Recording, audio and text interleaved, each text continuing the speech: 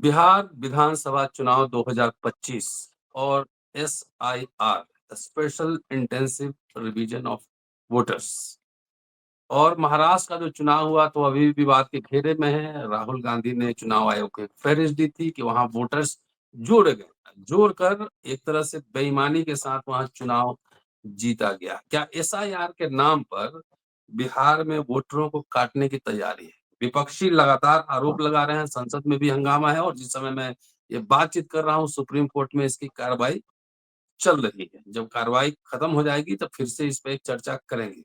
लेकिन supreme court ने मौखिक आदेश दिया है, लिखित नहीं, कि आप आधार कार्ड और राशन कार्ड को भी इसमें शामिल करें। ये आजकल कहते हैं कि लिफाफा जस्टिस से अब जो है बंद लिफाफा जस्टिस से अब ओरल जस्टिस पे आ गया है। चुनाव आयोग ये बात मानेगा नहीं मानेगा कह नहीं सकते हैं, लेकिन बिहार चुनाव के बाद कई राज्यों में चुनाव होने हैं, बंगाल है, गुजरात है, कई राज्यों में चुनाव होने हैं। वहां भी कहा जा रहा है कि SIR लागू होगा। इसके पीछे क्या है मकसद, क्या इसके पीछे और कोई प्लानिंग है, ये सब समझने की बेहद जरूरी है। प्रोफेसर राम पुनियानी साहब हमारे साथ हैं, लगातार अम्बेडकर नवा पर आप सुनते हैं, सीधे चलते हैं उनके पास और बातचीत करते हैं। जी स्वागत है सर। धन्यवाद रतनलाल। ये SIR की प्रक्रिया जो बिहार में शुरू की गई है, मेरे ख्याल से ये बहुत खतरनाक प्रक्रिया और सुप्रीम कोर्ट तक जो कहा है वो आदेश के रूप में नहीं कहा है, वो ऐसा है कि भाई सुझाव के रूप में आया है। तो उम्मीद की जाए कि सुप्रीम कोर्ट इस पे निश्चित जजमेंट देगा आज। और जो इलेक्शन कमीशन ये जो बीजेपी के ऑफिस के रूप में काम कर रहा है और उसका मकसद यही है कि जो समाज के गरीब लोग हैं जिनके पास पेपर्स वगैरह बराबर नहीं रहते, उन्होंने 11 प्रकार के पेपर्स मांगे, उसमें राशन कार्ड और आधार कार्ड नहीं था और कहा गया कि ये फर्जी बनाए जाते हैं।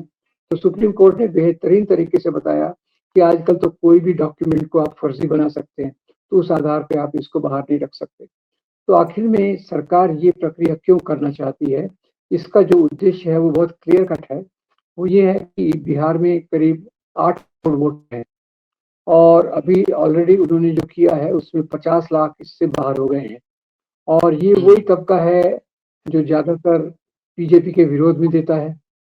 गरीब मुसलमान हो, गरीब दलित हो, जिनको अपनी ज़िंदगी की समस्याओं को बहुत गहराई से सामना करना पड़ता है, जो ये सरकार के आने के बाद समस्याएँ बहुत बढ़ गई हैं, तो वो ज़्यादातर बीजेपी के खिलाफ है। इसीलिए उनको किसी न किसी तरीके से वोटर लिस्ट से ही हटा दिया जाए।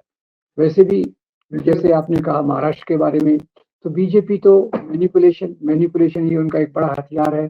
मनी, मसल पावर और मैनिपुलेशन अभी जो उन्होंने तीसरा चुनाव जीतने के लिए तरकीब उठाई है, मैनिपुलेशन में ये भी आता है कि जो वोटर आपको पसंद नहीं है, जो लगता है कि वोटर आपके वोट नहीं देने वाला, उसको वोटर की सूची से ही निकाल दो। अभी आपने इसका मुझे एक ही एनालॉजी दिखती है, आसाम में CAA की प्रक्रिया करने की कोशिश की गई और उसमें रतनलाल मैं आपको बताता हूँ कि आसाम के लोगों को इतनी तकलीफ हुई जिसका वर्णन करना मुश्किल है। और ऊपर से क्या निकला, 20 लाख लोगों के पास पेपर्स नहीं थे, उसमें 12 लाख हिंदू थे और 8 लाख मुसलमान थे। तो उसके बाद उन्होंने फिर NRC लाया। अभी तो उसके भी वो आगे चले गए हैं। अभी तो वोटर लिस्ट में ही नाम नहीं है, तो हिंदू मुसलमान का सवाल ही नहीं है। जो गरीब मुसलमान, गरीब दलित हैं, उसको इसमें से बाहर किया जाए। तो वास्तव में धर्म के नाम पे राज करने वाली जो भी पार्टियां हैं, जो भी शक्तियां हैं, वो नहीं चाहती कि समाज में गरीब लोग इस प्रक्रिया का हिस्सा बने, क्योंकि बात बहुत क्लियर है कि धर्म के नाम की राजनीति, वो पाकिस्तान में हो या भारत में हो या श्रीलंका में हो, वो अमीरों को अमीर बनाना चाहती है, गरीब गरीब होते जाते रहें और उनके सपोर्ट बेस में ज़्यादातर उच्च मध्यम वर्ग, उच्च वर्ग के लोग, सवर्ण लोग ये रहते हैं।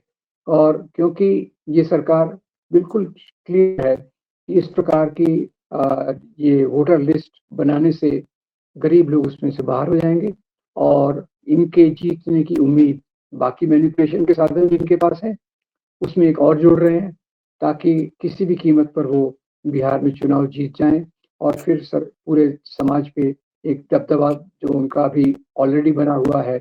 और दूसरी बात मैं ये कहना चाहता हूँ रतनलाल ये सुप्रीम कोर्ट ने बहुत अच्छे तरीके से बातें कही हैं कि ये नागरिकता तय करना ये इलेक्शन कमीशन का काम नहीं है नहीं, और इलेक्शन कमीशन अपनी हदों को पार करके इस प्रकार की चीज़ों को कर रहा है, जो बिल्कुल गैर ज़रूरी है।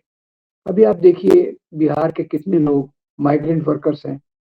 माइग्रेंट वर्कर्स जो दिल्ली में काम करते हैं, केरल में काम करते हैं, वो वोटर लिस्ट में तो है, पर अभी इसके लिए खास वहाँ से आना उनके लिए संभव नहीं होता।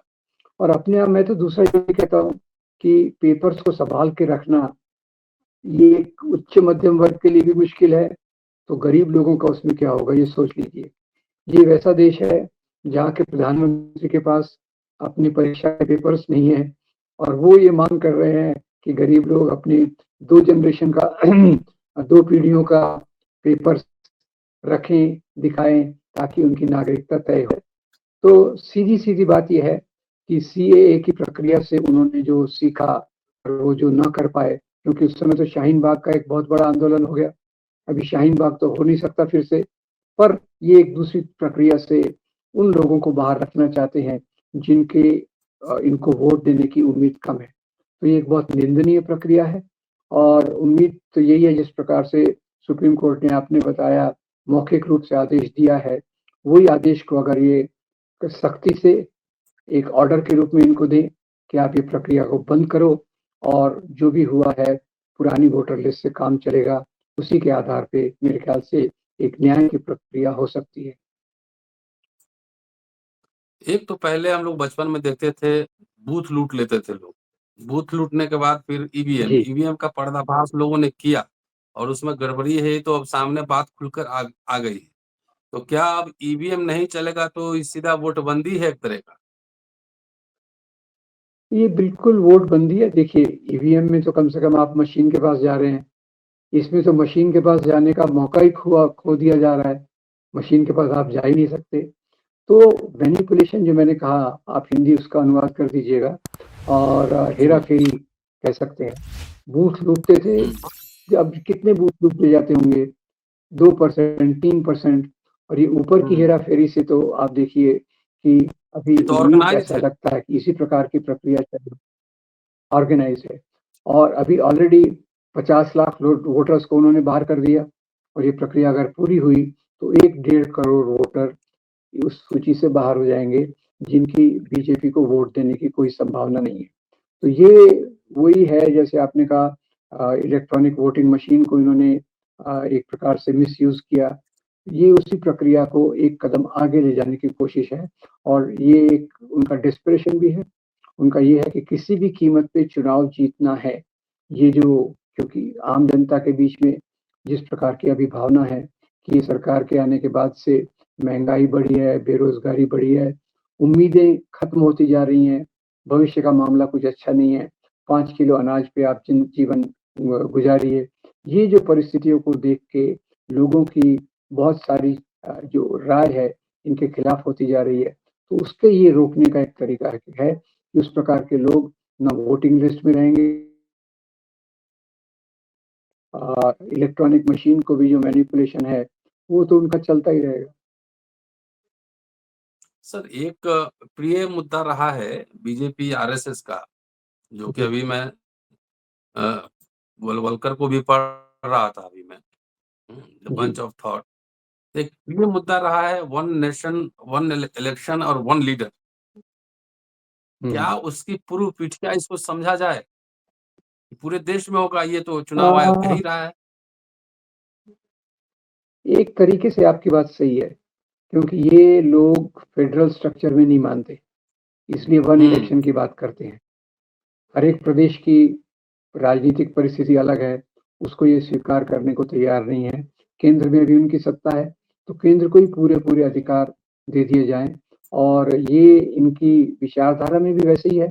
जैसे पहले इन्होंने दलितों को सामाजिक प्रक्रिया से बाहर किया था, आर्थिक प्रक्रिया से बाहर किया था।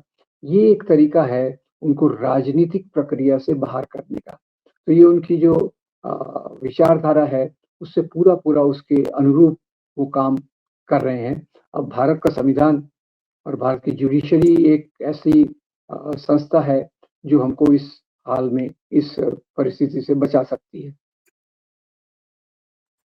नहीं तो ये मिला-जुला कर देखा जाए सर, एक आखिरी सवाल जी, कि जितनी संवैधानिक संस्थाएँ हैं, जिस समय संविधान जी, बना, संविधान सभा, जी, संविधान बना, तो उसमें तो कुछ ये मानक एक मोरल ग्राउंड लिया गया था कि बहुत सारे संवैधानिक पद पर क्या लिखा जाए, लोग अपने विज़डम से काम करेंगे।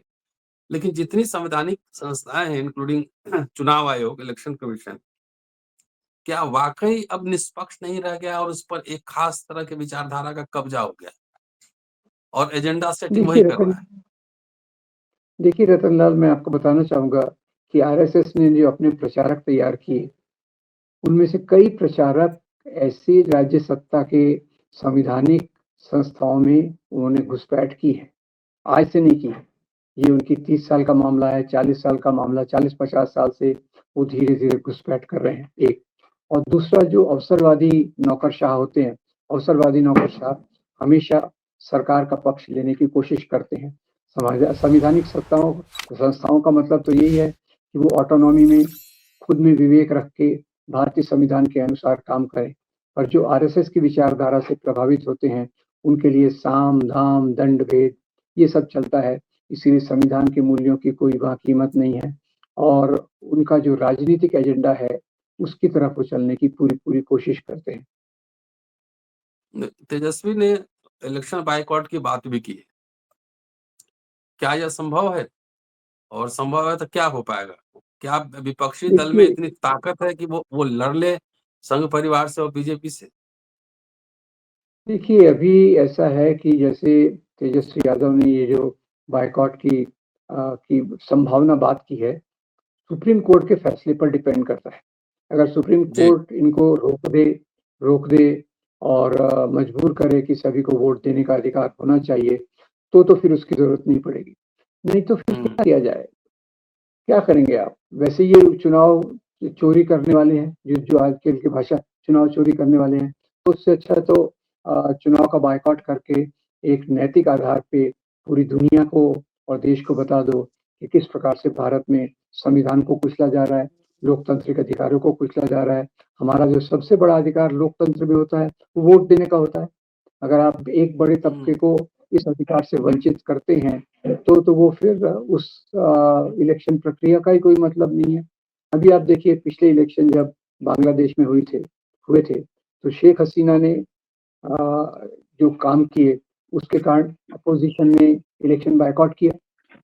2 साल तो वो सत्ता पे हुँ, रही और उससे जो असंतोष उपजा, उसके कारण उनको देश छोड़कर ही भागना पड़ा। तो इलेक्शन बॉयकॉट कोई मामूली प्रक्रिया नहीं रहती। इससे लोगों का असंतोष जो है, वो प्रेशर कुकर की भाँति बढ़ जाता है और वो एक बहुत खतरनाक सिचुएशन रहेगी देश के लिए। मैं उम्मीद करता हूँ कि विरोधी पक्षों को ऐसा कदम उठाने की ज़रूरत नहीं पड़ेगी। नहीं तो जो असंतोष विरोधी भाव पक्षों की आवाज़ से निकलता है, वो समाज को एक संतुलन देने की कोशिश करता है। जब वो विरोध की आवाज़ ही दब ग जाएगी, तो संतुलन कहाँ से आएगा? तो संतुलन नहीं आएगा तो लोगों का गुस्सा जो है, निराशा जो है, अलग-अलग रूप से निकल सकती है। हम उम्मीद करें कि देश को उस रास्ते पे न ढकेले जाए बीजेपी के द्वारा। उस रास्ते पे जो ढकेला जा रहा है, ये सरकार के द्वारा ढकेला जा रहा है और इसमें न्यायपालिका ने अगर अपना कदम सही उठाया, तो उस तरफ जाने की कोई ज़रूरत नहीं पड़ेगी। तो बांग्लादेश में जो हुआ वो क्या संभव है भारत में? विपक्ष में एकता होगी इलेक्शन बॉयकॉट को लेकर? यहाँ वेरिएशंस तो बहुत हैं, साउथ, नॉर्थ, अब देखिए, सेंट्रल। ये जैसे तेजस्वी यादव ने कहा है, मेरे ख्याल से कांग्रेस के किसी प्रवक्ता ने भी यही कहा है कि अगर ऐसे ही रहा तो हमको भी इलेक्शन को बॉयकॉट करना है या नहीं, उस पे सोचना पड़ेगा। अब आप बताइए मुझे कि अगर न्यायपालिका इस हमको इससे नहीं बचा सकती, तो विपक्ष के पास क्या माध्यम है? क्या माध्यम है? हुँ, तो वो तो कुछ है ही नहीं। 2 करोड़ लोग अगर 8 करोड़ में से 2 लाख करोड़ लोगों को इलेक्शन की प्रक्रिया से हटा दिया जाता है, तो क्या रास्ता रास्ता रह जाता है? या तो फिर आप लंबी जी। मार्चेस निकालिए, यात्राएँ निकालिए, शांतिपूर्ण विरोध कीजिए, पर ये सरकार कोई शांतिपूर्ण विरोध को तो मानती नहीं है। इसके लिए तो किसान हुँ, लोग 10 महीने आंदोलन करते बैठे रहे, 700 किसानों की मृत्यु हो गई, फिर भी उन्होंने तभी ये हटाए कानून जबकि इलेक्शन आने वाला था।